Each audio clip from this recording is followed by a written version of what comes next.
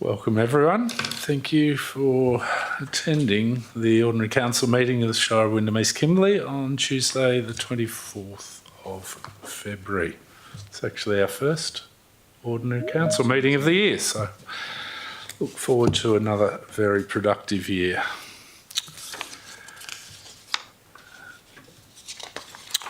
So declare the meeting open at 5 o'clock, and usual announcement that members of the public are advised that recommendations to council contained within this agenda and decisions arising from the council meeting can be subject to alteration. Applicants and other interested parties should refrain from taking any action until such time as written advice is received confirming council's decision with respect to any particular issue.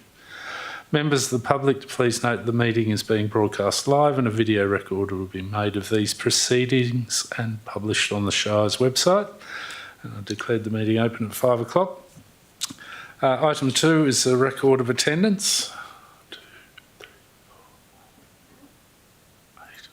There are 8 of us in the room, 8 councillors in the room, and at this point in time, no one attending remotely. In the room we have myself, Councillor Bond, Councillor Kane, Councillor Digg, Councillor Goulden, Councillor Martin, Councillor Robinson, Councillor Timms.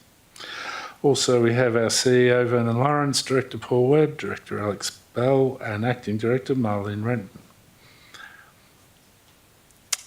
An apology has been received from Councillor Schaefer, indeed if he can't join the meeting on Teams.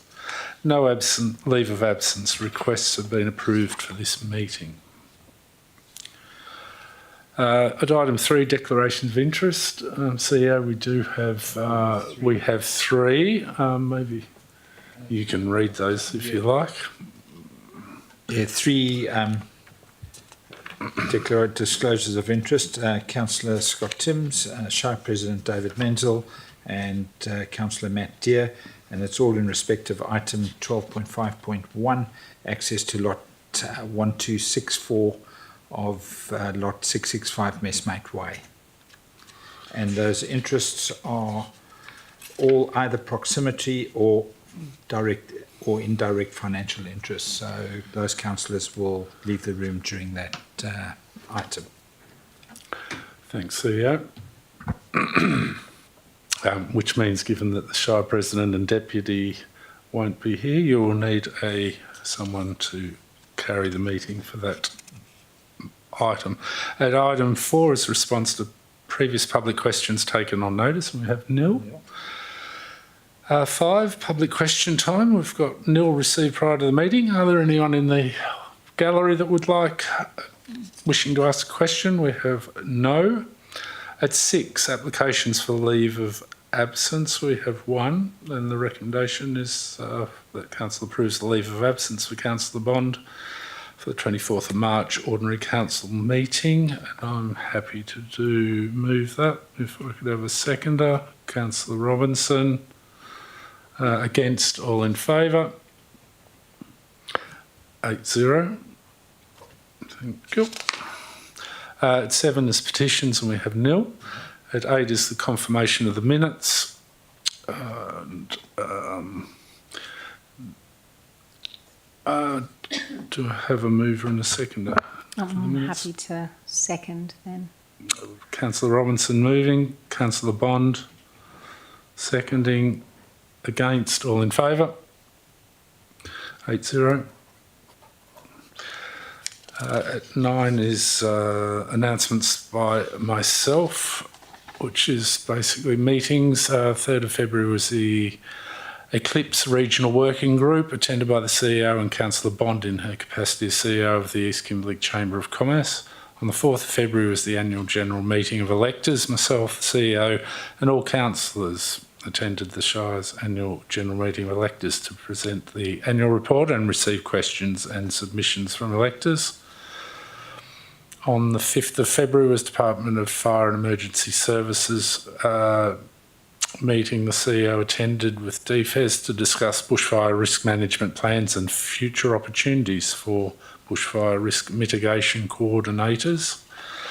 10th and 11th of February was councillor inductions.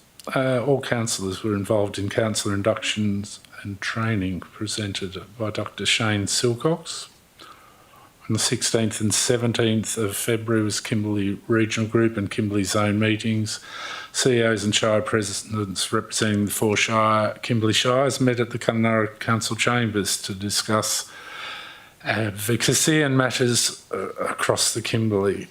On the 19th of February was a Wyndham meet and greet, which myself and councillors Kane, Dear, Goulden and Timms attended in Wyndham to meet and greet to discuss matters relating to the Wyndham community. Unfortunately, we had no representatives of the community there, so we were home early. 24th of February was today.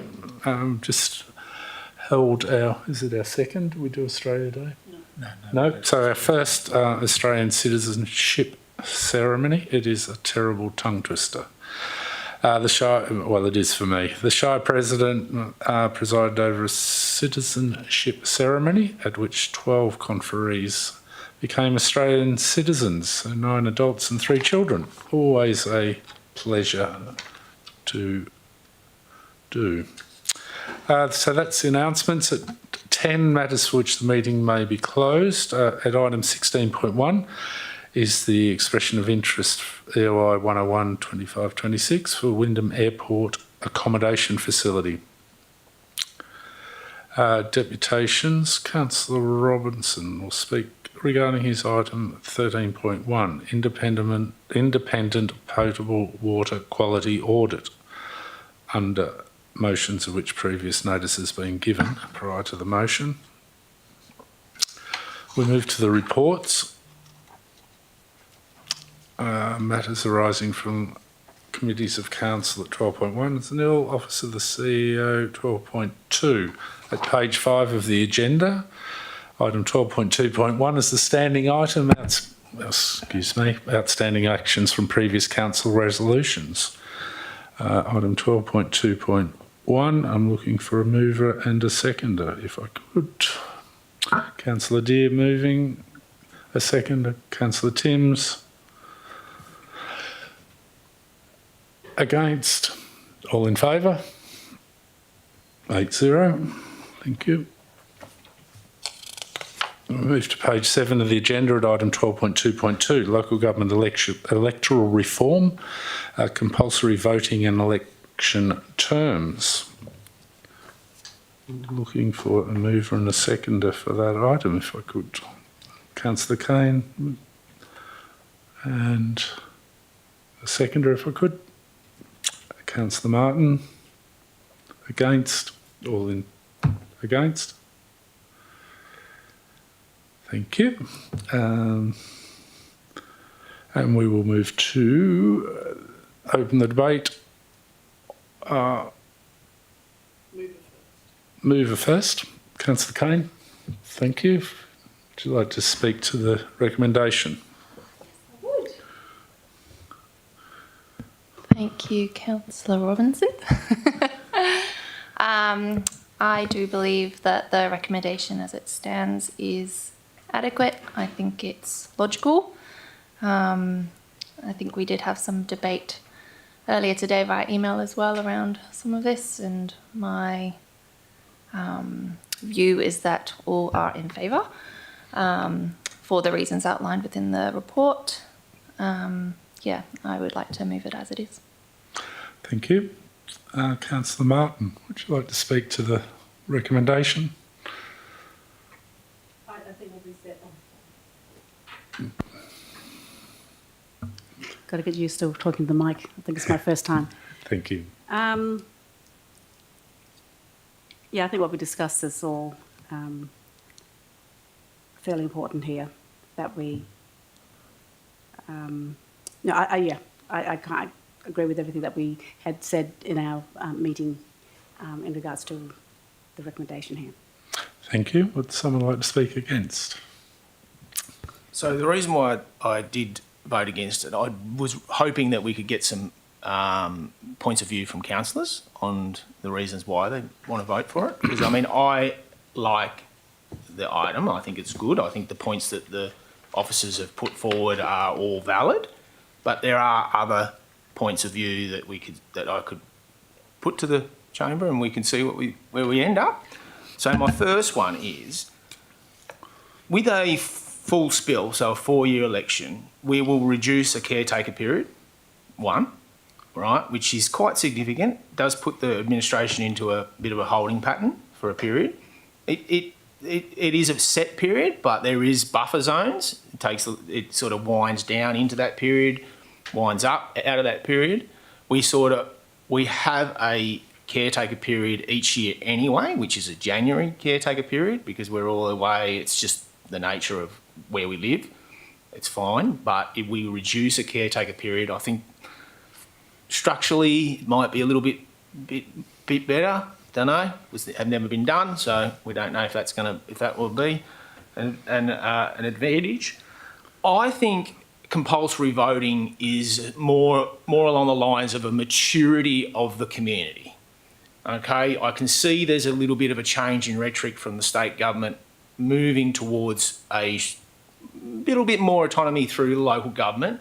I did see that they've handballed the CAT Act through to local government, and it's too hard for them. They think there's more designed for the local government to be able to make that decision. That may be the first one. We may get more. Our voter turnout is pretty low. And we had a little surge when we did postal voting. And I think that the issues of compulsory voting may be able to be worked through. There may be some issues for the first couple of 4-year elections, but I think that fundamentally, long term, I think it will be a good thing. We advocate for sustainability through our advocacy plan, and this is a sustainability option, and it is put forward from the state government, possibly via a speech, but where somebody from the government has vocalised something, even in public, there's been discussions behind the scenes. So this may be coming, may not be. Walga jumping in at early, getting on top of it, good thing. And I suppose the fourth thing is only that if a 4-year election cycle, I think it needs to be coupled with a by-election threshold, because I don't think that if you've got a 4-year term and then you have one councillor go out, I think that should not trigger a by-election. I think because if you're going to have a 4-year term, you've got the council can quite easily run on 8, 7, 6. The presiding member has a casting vote. We'll never have a position where we can't make a decision. We may, what that is determined for each shire can be what the state government can do it for the size of the shire or the band or whatever, but I think it needs to be in that.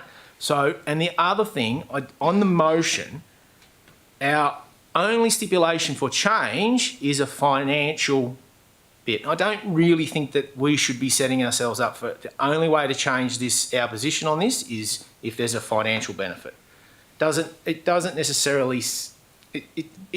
We could have other factors within the community that can make us change. So that's my point. Not to say that I won't vote for it, but I just wanted to get some other points of view across. Hopefully some other councillors want to have a talk to it and put some other points of view so that we can think, because a smart person told us to come into this chamber and not make a predetermined decision. So there we go. Thanks, Councillor Robinson. Would someone else like to speak to the motion? Thanks, Councillor Robinson, for offering the opportunity to speak to this. I did make some comments about this offline, and a lot of it was about not understanding having the democratic, I suppose, election for the president. But I actually agree in terms of compulsory voting that is probably a move, or think that we should at least have a conversation about it.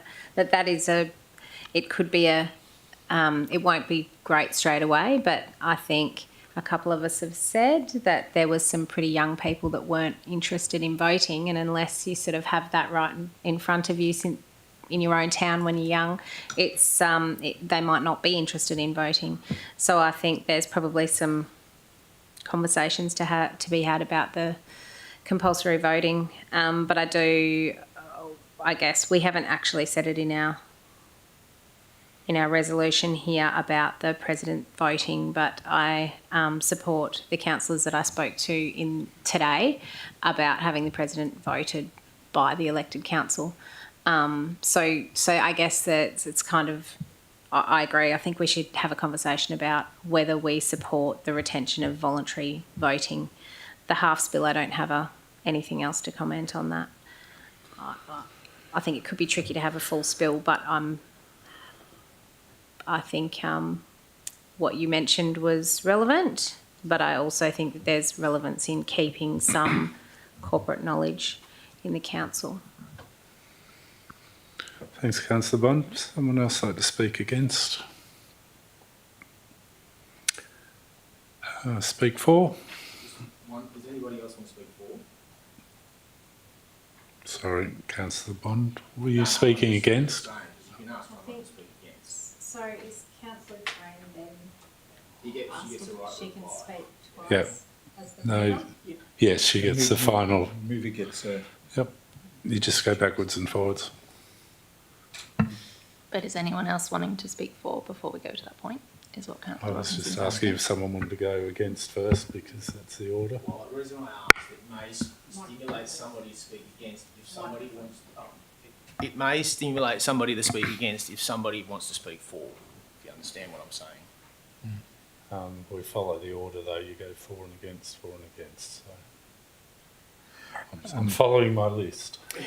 Mr. President, if I may, just on a Thank you. point of process, if hearing the comments from Councillor Robinson and Councillor Bond, I was wondering whether either one of the councillors wanted to move a motion to, have an amended motion. If that's the case, we would have to go through a process, or if they're happy with the motion as it stands, we can just continue with the process. I haven't got one prepared. Should we defer it? Good question, Councillor Robinson. This is in response to a discussion paper that is out. I will What was the foreshadow a closing? motion. Couldn't I just get this one first? What was the timing on the discussion paper? Because if we miss the discussion paper, that's a chance. Mr. President, we have to have an answer back to Welga by the end of March, so we still have an opportunity at the March Ordinary Council meeting to address this.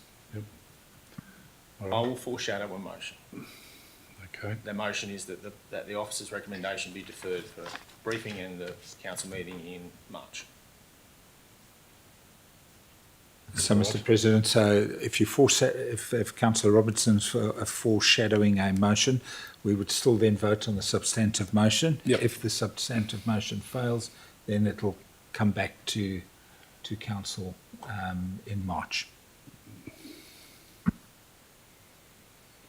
The substantive motion passes, we won't use the foreshadowed motion. Yep. So again, I'll ask for a call. Anyone else like to speak against? Someone else like to speak for? I will. I'll speak to it. I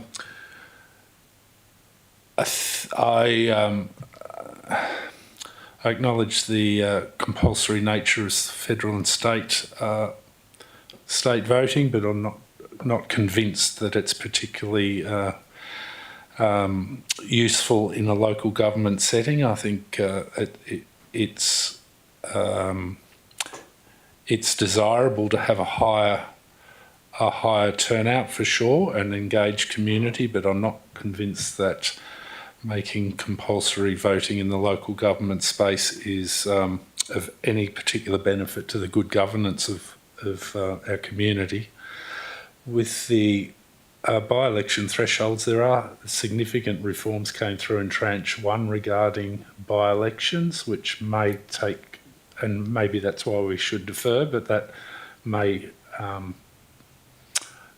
support some of your thinking or some of your discussion, Councillor Robinson, as far as people falling out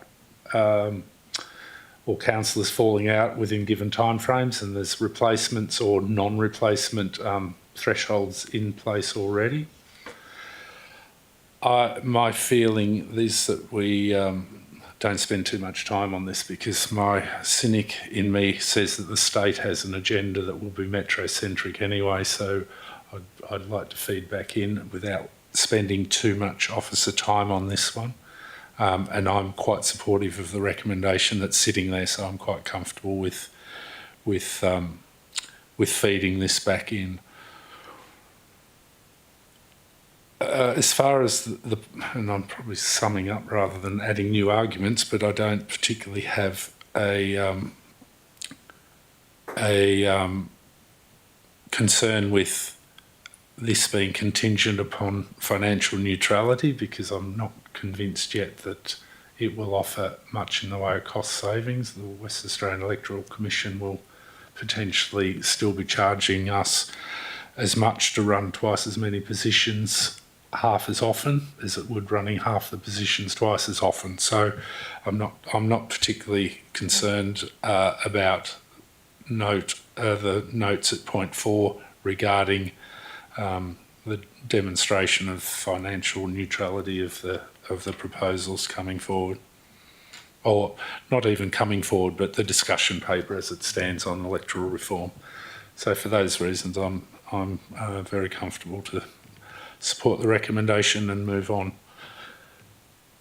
That's me, and I'll offer it to Councillor Kane to sum up. I do agree with you, Chair President. I do agree. I don't think just increasing voter numbers means it's the quality of a vote.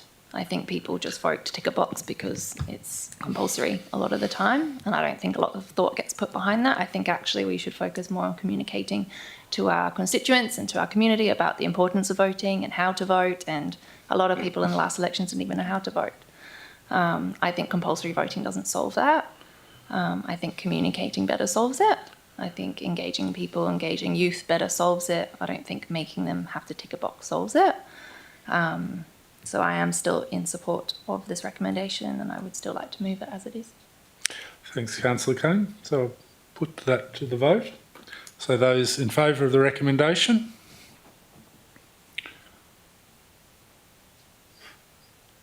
So 7. And against? 1. And therefore the motion is carried. And thank you for your help and support, Councillor Robinson. We'll move on to page 12, item 12.2.3 is the Economic Development Strategy. Looking for a mover and a seconder. Councillor Robinson. And a seconder, if I could.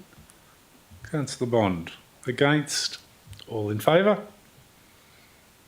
8-0. Thank you.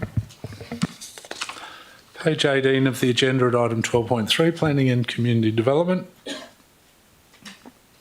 12.3.1 is the Recreation and Events Strategy guiding document. Do I have a mover and a seconder, please?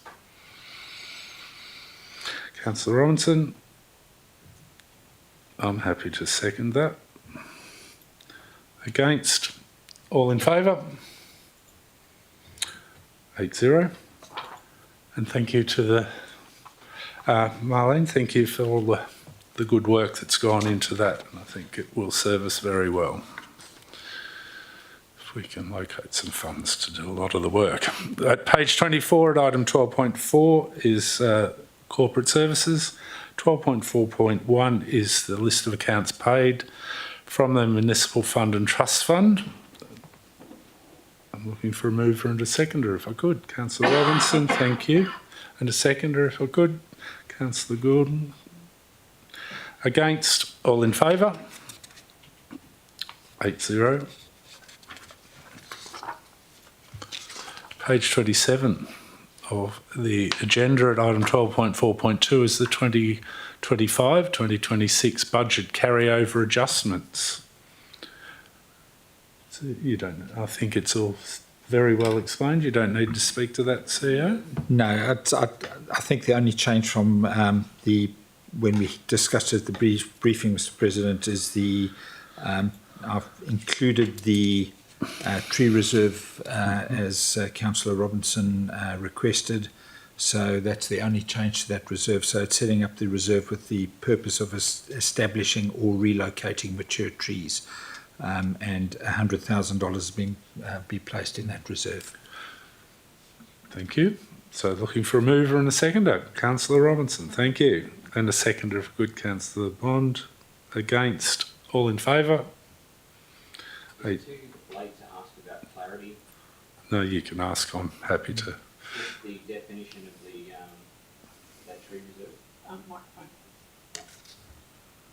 Sorry, just if we can get a definition on how we're going to use the tree reserve. So I think, sorry, Page 27. page 27 In at the- point in the 5 italic. approves the creation of the tree reserve with the purpose, as every reserve needs, a purpose of funding the establishment or relocation of mature trees for the provision of shade and improvement of streetscapes in the Kununurra and Wyndham town sites. Thank you. A good point to have in there. Page 32 at item 12.4.3 is the monthly financial report. I'm looking for a mover and a seconder. Councillor Robinson. Seconder. Councillor Gordon. Against? All in favour? 8-0. Page 34, infrastructure. This is item 12.5.1. We have three councillors, myself, Councillor Deere and Councillor Timms, who've declared an interest in this one, and we'll remove ourselves from the room while council deals with this matter. Yep. Thank Yeah. you. Thanks, Mr. President.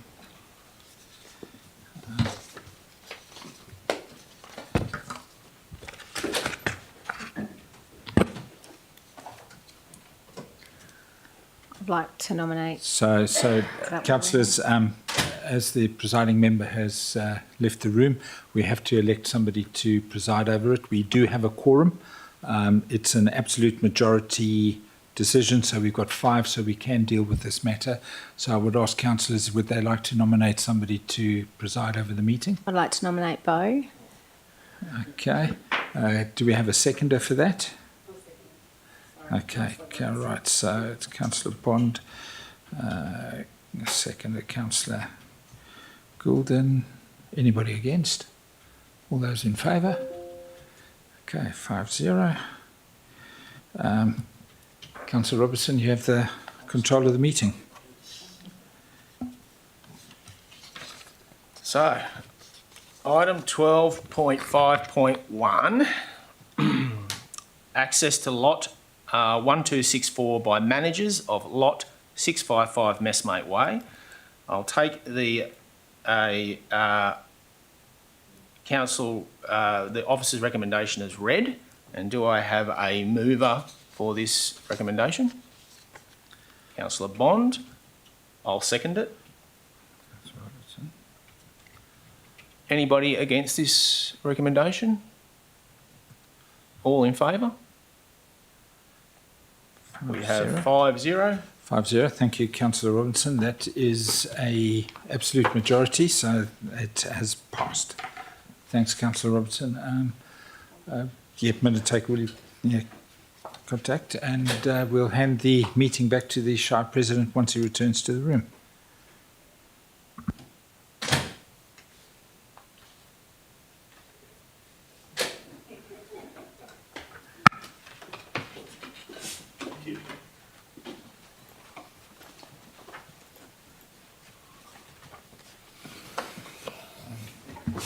Mr. President, in your absence, Councillor Robinson was elected by the remaining councillors to deal with the motion.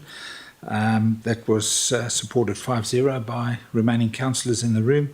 And the motion was put to the floor, Moved by Councillor Bond, seconded by Councillor Robinson, and the vote was 5-0, which is an absolute majority. So the motion has passed. Matter dealt with. Thanks, councillors, for that. I know it doesn't happen very often, but it is a bit inconvenient when so many of us are out of the room, but thank you.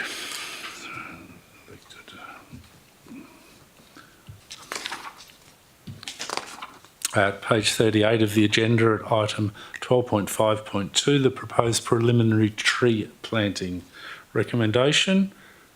Do I have a mover and a seconder? Councillor Timms. And a seconder, Councillor Kane. And against? All in favour? 8-0.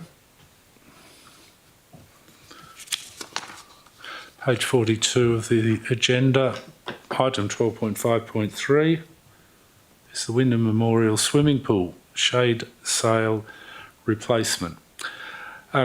Sorry, I'm going off script. Can I just get a clarification? So this is a significant upgrade on what we've previously called our shade structure. So this one should give us the level of resilience required to deal. Absolutely. I think Marlene. Director Marlene will Brendan. be able to give us a quick outline on the infrastructure. Yeah, thanks. Through the chair, so the previous shade sails were just your normal shade sails that you see through pole and sort of link construction, and it was very cumbersome to be able to take them down in like high wind situations with only a single operator there. They're also more prone to breakage, so the replacement sails are the same ones that we're putting in at the KLC. They're very robust, and they sort of are held up by a more engineered construction, and they will withstand high winds, but more importantly, they'll provide coverage for the majority of the pools, but they'll be able to be quickly taken down in a high wind event and a cyclone event by the single operator. They're more robust, they've got a high life cycle, less likely to break and be replaced. So we are definitely upgrading significantly on the quality, but we will get a very good product. Thanks, Acting Director Redden. Yes, it is a significant amount of money, so I just wanted to clarify that it was for a very significant upgrade of quality. Looking for a mover and a seconder for the item 12.5.3. Councillor Deere and Councillor Timms. Against? All in favour? 8-0. Thank you. At page 47 of the agenda, motions of which previous notice has been given, and I think the floor is, if he moves the item, he can speak to it. Would you like to move the item, Councillor Robinson? I would move the officer's recommendation as read. Moved. And a seconder, if I could. Councillor Bond.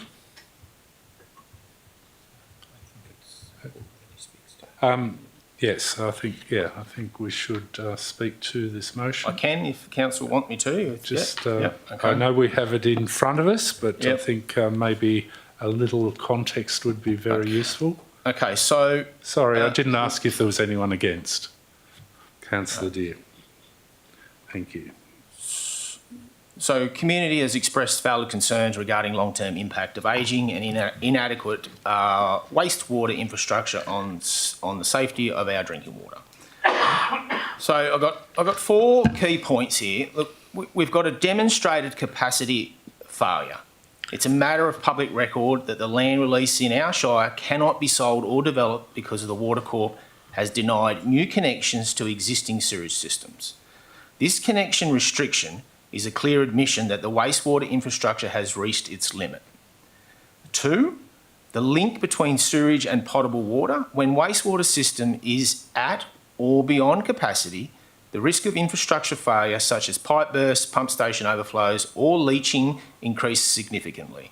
In a region like ours, where the water table and irrigation channels are interconnected, a failure of wastewater system can directly threaten the potable water system. Number 3, economic and health transparency. If the infrastructure is too degraded or over capacity to support new economic growth, the community has a right to know that the same infrastructure is still capable of safely separating waste from drinking water. Independent testing will provide a health check on our water supply while we wait for the Water Corporation to address the capacity shortfalls. And 4, our strategic advocacy is pretty important. We've been on this. By commissioning this testing, the Shire signals to the state government that the Water Corporation, the state government and the Water Corporation, that we are not merely waiting for their internal reviews. We are proactively auditing the safety of our residents' water supply in light of their service deficiencies. So, and I've also put some connections to our strategic documentation. So we've got livability and community safety. So goal 1 of our strategic community plan focuses on health and a safe and a healthy community. Number 2, sustainability and environmental resource management. Strategy 2.2.1 of our corporate business plan is to provide and maintain infrastructure that promotes sustainable growth and positive impact that increases well-being for the residents. And number 3, access to housing, land development infrastructure. The Shire's current 2026 advocacy agenda specifically identifies wastewater capacity as a critical advocacy issue. With that being said, I've put that motion forward. Whether council supports it, I think it's good, proactive, bring the results through. If there's nothing there, so be it. But if there's an issue, we'll, through the Audit and Risk and Improvement Committee, we will make sure that the appropriate authorities are notified. Thanks, Councillor Robinson. And seconder, Councillor Bond, would you like to speak to the recommendation? No? Against? Anyone like to speak against? Councillor Deere. Very well spoken, Bo. Just to be clear, I'm not against the motion as you put it, but there's definitely samples and things being undertaken, so I don't think there's an immediate health risk, which is what this is addressing. But I don't think what you've proposed here comes even close to outlining the infrastructure issues that we have with the Water Corporation and the issue that the Water Corporation presents to the Council. Such as, to add to some of your things, the effluent discharge into irrigation water that's used to irrigate our food, the drainage infrastructure considerations for the town, the Weaver Plains flood mitigation area that requires attention, the P1 drinking water, the drinking area weed infestation that exists at the top of our main irrigation channel that is the arterial conduit to the Northern Territory and future expansion areas that doesn't get the maintenance it deserves, the lack of sewerage infrastructure in Kununurra that's preventing the development of the housing that you've mentioned, the Port Town area where effluent's being discharged directly into the environment, the no fire services obligations and minimum standards whilst making development more expensive to have compliant fire infrastructure. The Water Corporation is actually making things worse. So where we have compliant infrastructure 2 years ago, changes to head pressure tanks in Wyndham have actually created an issue where some properties are no longer compliant. So any future development on that property means it's going to have substantial infrastructure. And what makes it even worse is that it's not that the Water Corporation can't achieve the pressure and flow rates, because they are half cocking the valves around town in order to reduce the pressure and flow to protect their assets from bursting, because they know that infrastructure is inadequate. The tariff structures whereby Water Corporation are charging for services they're not providing in the form of the Wyndham Effluent Only Discharge Scheme at full wastewater service rates. The inadequate regulatory framework in the DWER and ERA of Western Australia that surround the Water Corporation support their lack of accountability and poor performance. It's clear that the Water Corporation is deficient in a number of areas, and they are the single largest roadblock to sustainable development in the region. I don't think spending $10,000 on water samples at this time is really going to make a difference. I think the Water Corporation issue needs a lot more strategic positioning and discussion around it, and that we should not piecemeal the issues. I think we should go after all of them as a whole. So I would rather see that this item is deferred with substantial workshops and more holistic motion that covers the larger issues, that covers the larger issue that is the Water Corporation of Western Australia. And I don't have a motion or a shadow motion to put up because I think it's way too detailed to have something without substantial workshop on it. Thank you. Thanks, Councillor Deere. Someone else speak for the motion? Against? Someone like to speak against the motion? And if not, I will. Yes, thank you. And I'm probably a lot more aligned with Councillor Deere's attitude towards this matter, given that we've worked together over a long period of time on water issues. I guess I'm thinking if there was an absolutely minimum amount of money spent, and I believe there'll be water sampling and water test results available, which may be worth chasing up in the first instance, but I believe that the motion is more focused as Councillor Robinson has suggested. It's more about pointing out inadequacies and the economic and potential health issues, but the economic issues around a very poorly performing water and wastewater service provider. So for that reason, I would probably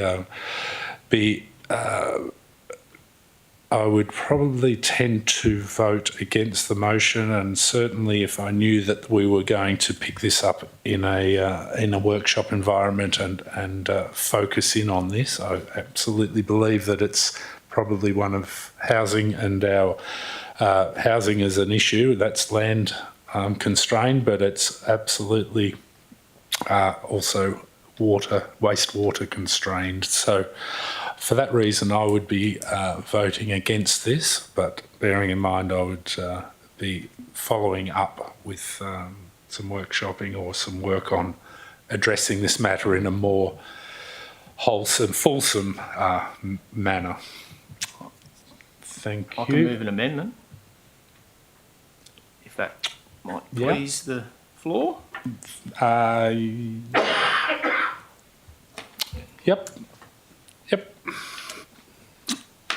I think that would be appropriate. And so if we can get a seconder. Give me 30 seconds. That point 4, we can. I think it's fair if people wanted to contribute, but I think point 4 is to. I agree with the further development. I was probably anticipating that bringing it to the Audit Risk and Improvement Committee would trigger that, but now thinking of what you said and probably some clear guidance around what target or outcomes. An outcome for that. And we can maybe bring point 4, the Audit Risk and Improvement Committee can bring a recommendation to Council to investigate the infrastructure shortfall, or the infrastructure, infrastructure deficiencies within the Shire of Wyndham East Kimberley for Council to discuss a plan forward for appropriate advocacy and development in this area, or something like that. I think it would be totally appropriate that the Audit and Risk Committee could bring something to Council identifying the risk to the Shire of the current water water infrastructure and delivery. Yep, that'll do. Yep. Then that will trigger it. Yeah, as long as it comes back to Council, and then we can drive it from there. It probably leaves in play that the points 1, 2 and 3. Yep.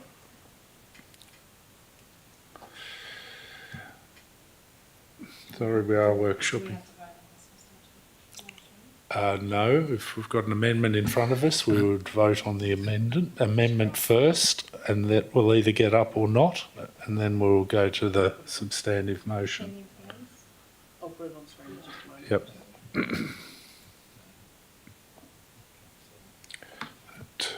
The ARIC, isn't it? Audit Risk and Improvement Committee. And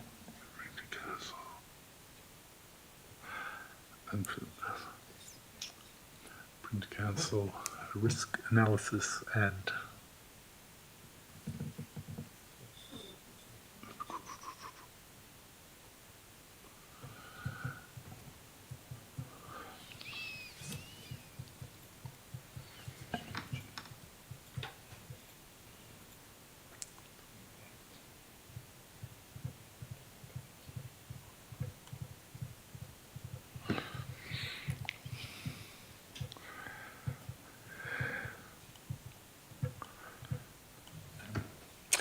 thanks, CEO. I'm still Mr. President, Councillor Robinson, is as a point 4, just very rough wording at this stage, we can tidy it up, is that Council directs the Audit Risk and Improvement Committee to investigate the risk to the community for the relating to the water infrastructure or deficiencies in the water infrastructure and the impact on livability and economic development. Yep. Okay. to council.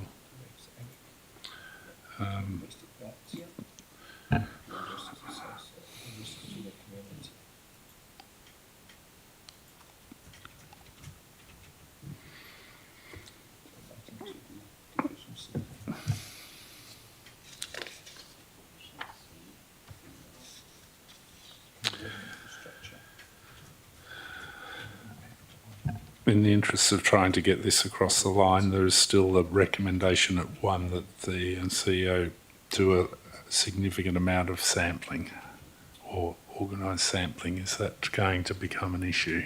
No, I don't mind the sampling in 10,000. Yeah. Yeah. If there's a This is high health risk, I think that's the appropriate action, but I just think that bigger picture. yeah. And I wouldn't mind, I would like to use the word drainage as well, not just, sorry, thank you. If we could use the words drainage associated with that infrastructure as well, because there's substantial. Water infrastructure, water and drainage infrastructure. Yeah. Yeah. Yeah. Yep. You know, because at least water covers both supply and Yep. wastewater, Waste, but yeah. then the drainage infrastructure covers the remaining assets that Yep. the Water Corporation maintains. And the impact on livability, not liability. Probably both. Livability. Autocorrect. EA. EA Oh my goodness, fat fingers. and 1A. Ability Yep. and economic development. Okay, so we have a move. We have an move, amended motion on the table, Mr. President. We need a seconder for that. Do we have a seconder for the amendment? Councillor Deere. Thank you. Hang on, sorry, I just got to keep my paperwork slightly straight. We want amendment. So moved. Councillor Robinson, seconded Councillor Deere. Do we have anyone against the amendment?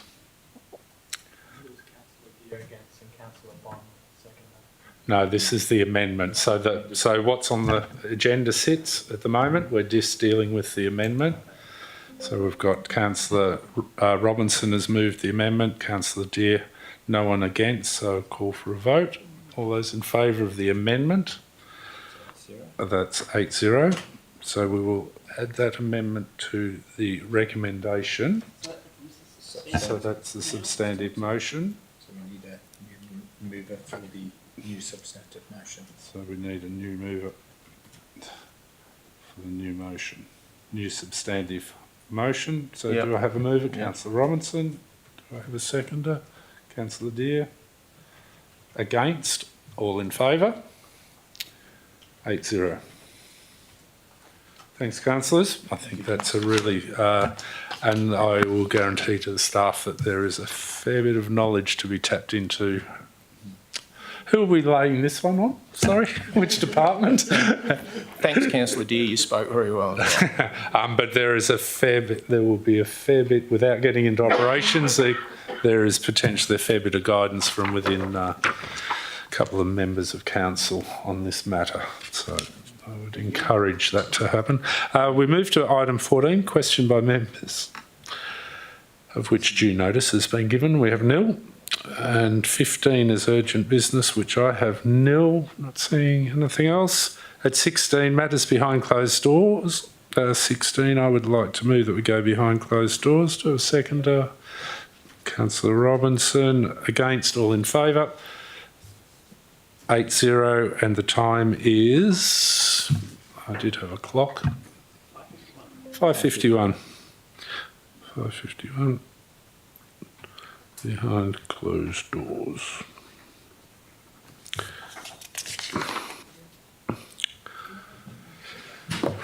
Right, well done. Good result. Thank you.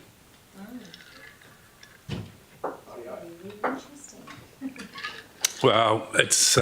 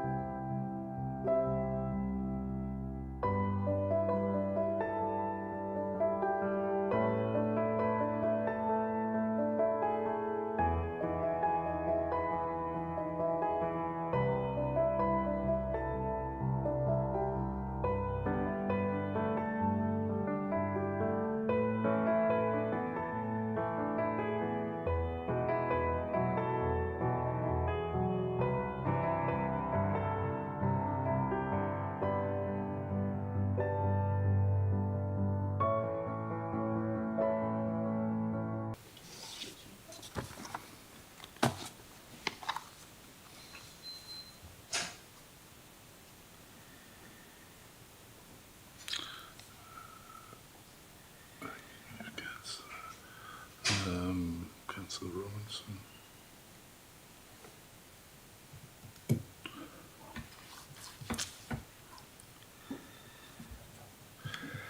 Thank you. So we're back. after the matter behind closed doors at item 16.1, which is the expression of interest EOI 101 2526 Wyndham Airport Accommodation Facility. The item moved Councillor Robinson, seconded Councillor Bond, and voted 8-0. The recommendation was that Council, 1, notes the sole confidential submission received for EOI 01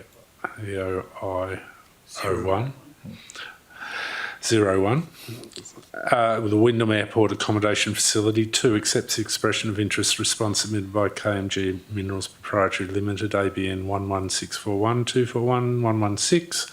4, expression of interest Wyndham Airport Accommodation Facility for an offer amount of $420,000 excluding GST per annum. 3, delegates the formation and negotiation of the licence to the Chief Executive Officer, subject to any variations of a minor nature prior to entry to licence contract.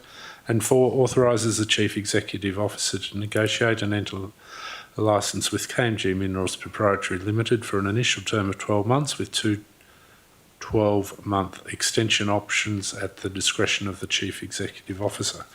And thank you to all those involved. And at item 17, I did like to declare the meeting closed at 5:57. Thank you all for your attendance and attention and contributions. Thank you. Thank you. Thanks, councillors.